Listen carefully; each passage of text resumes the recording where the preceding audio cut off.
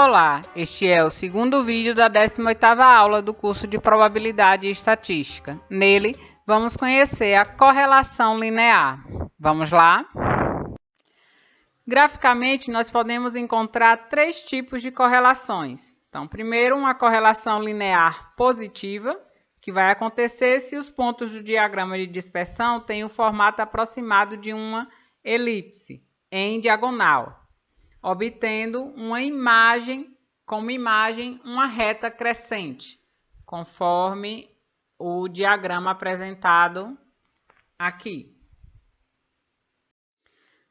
Uma segunda possibilidade é a correlação linear negativa, que vai acontecer quando os pontos do diagrama de dispersão têm o formato aproximado de uma elipse em diagonal, obtendo como imagem uma reta decrescente, conforme nós podemos ver aqui.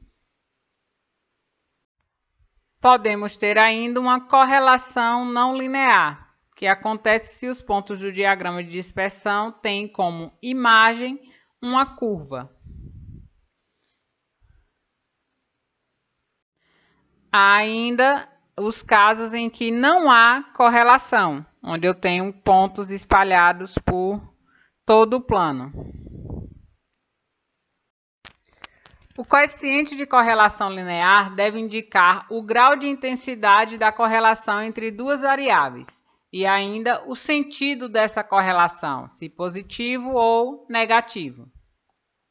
Ele é calculado pela fórmula apresentada e é chamado de coeficiente de correlação de Pearson.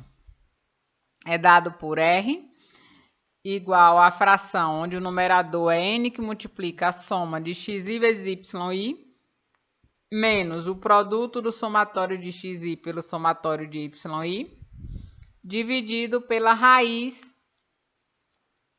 do produto de n somatório de x² menos o somatório de xi ao quadrado e n o somatório de yi ao quadrado menos o somatório de yi ao quadrado, onde esse n vai ser o número de observações que eu tenho para as duas variáveis. É importante perceber que o coeficiente de correlação ele está entre os números menos 1 e 1. Ele pertence ao intervalo fechado menos 1 e 1. Assim, temos que esse coeficiente vale 1 se e somente se a correlação entre duas variáveis é perfeita e positiva. O coeficiente vale menos 1 se e somente se a correlação entre duas variáveis é perfeita e negativa. E temos que o coeficiente vale 0 se e somente se não há correlação entre as variáveis ou a relação que, porventura, exista não é linear. Sobre o grau de correlação entre as variáveis, podemos considerar as seguintes possibilidades.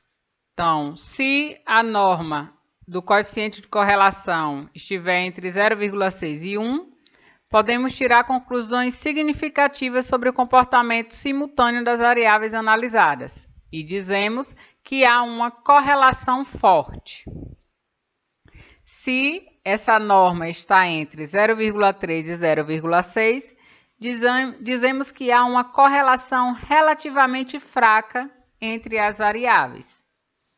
E se a norma está entre 0 e 0,3, dizemos que há uma correlação muito fraca entre as variáveis e praticamente nada podemos concluir sobre a relação entre as variáveis em estudo.